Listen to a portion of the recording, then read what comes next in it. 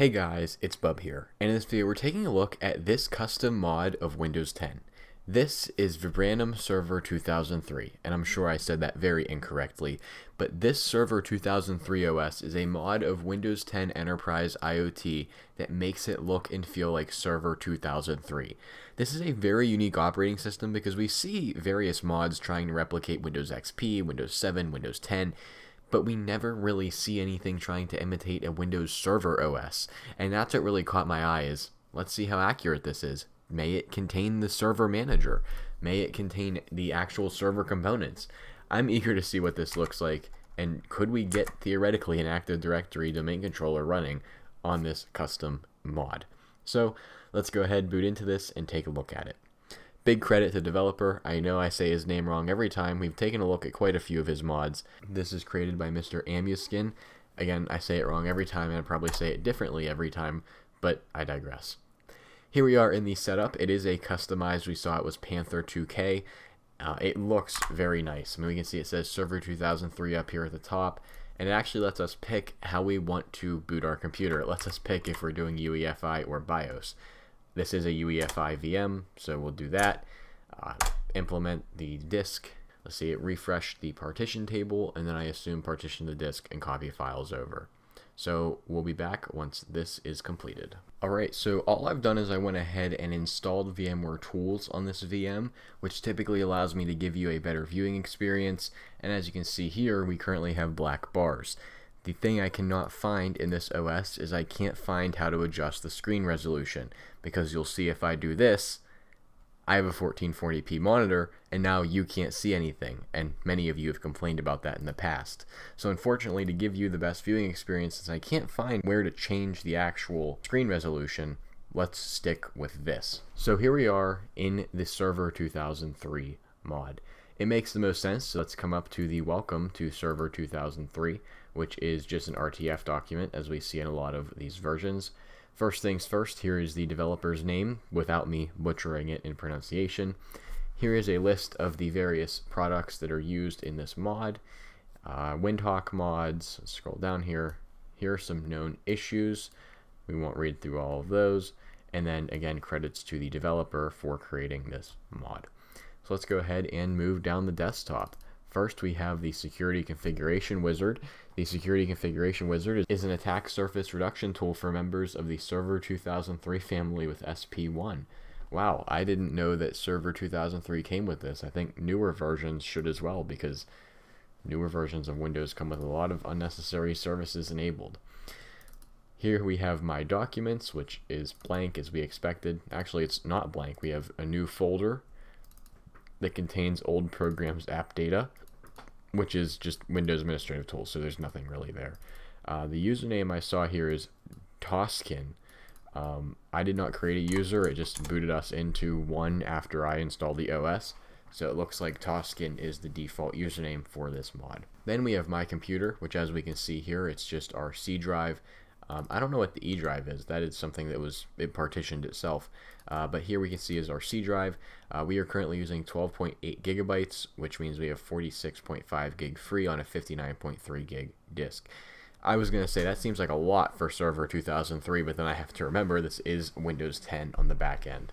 So, you know, I was shocked for 2003, but Windows 10 is Windows 10 and it eats up a lot of storage. ISO itself though is 5.5 gigs mounted, and when we go into it there actually is no setup.exe as we do see in some custom mods. Here is our network places. Our network discovery is currently turned off, so we can't really look at that.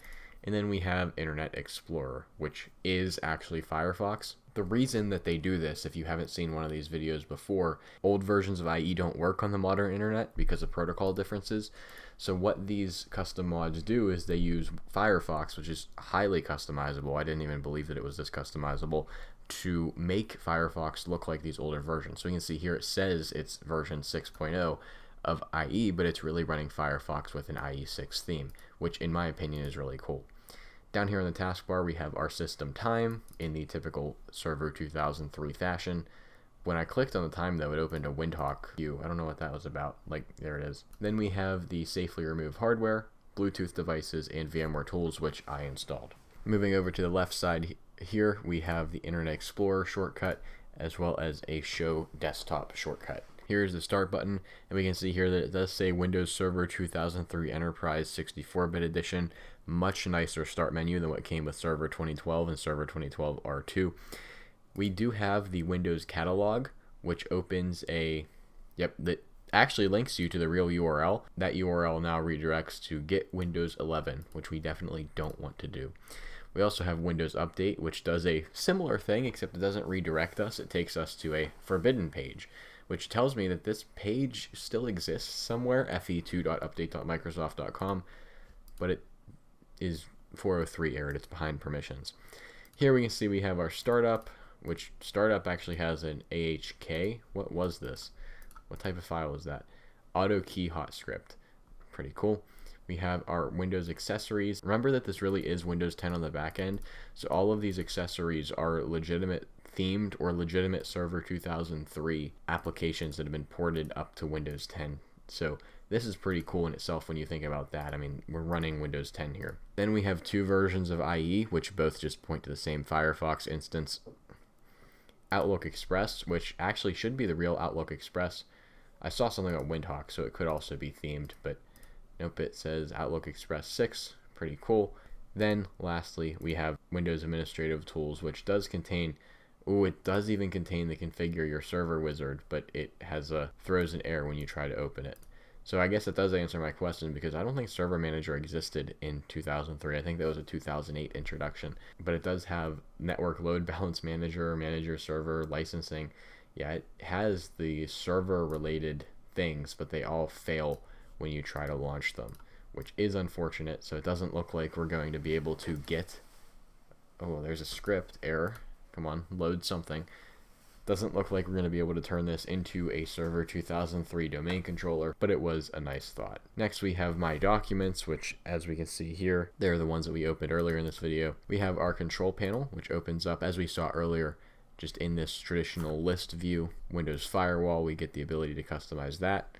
Yep, brings us to a more modern looking Windows Firewall, but still, it's here. And I wonder if we go back to just regular control panel. Yep, there it is. We were able to bring it back to the regular control panel. So that was pretty easy. We have our search, help and support, and then run, where we can see run takes us to WinVer Server 2003 Enterprise 64 Edition. Same thing when we right click on my computer and open that menu, Server 2003 Enterprise Service Pack 1. So pretty cool nonetheless. Lastly, let's take a look here at our task manager. So it is running the Microsoft Text Input app for some reason. Here are the list of the processes that are running. So there's 7+ taskbar tweaker. There's some stuff that's not Microsoft native, because this is obviously not Microsoft native. And then performance-wise, see CPU usage and the physical memory usage. So this was a brief overview of this Server 2003 mod. I'm purposely not saying the name so I don't butcher it. Please let me know if you have any other videos, ideas down in the comments below, as I love doing viewer recommended videos. With that being said, if you like this video, make sure to drop a like and subscribe if you're new around here, as I do all kinds of different technology videos, including device restorations. And with that being said, we'll see you all in the next one.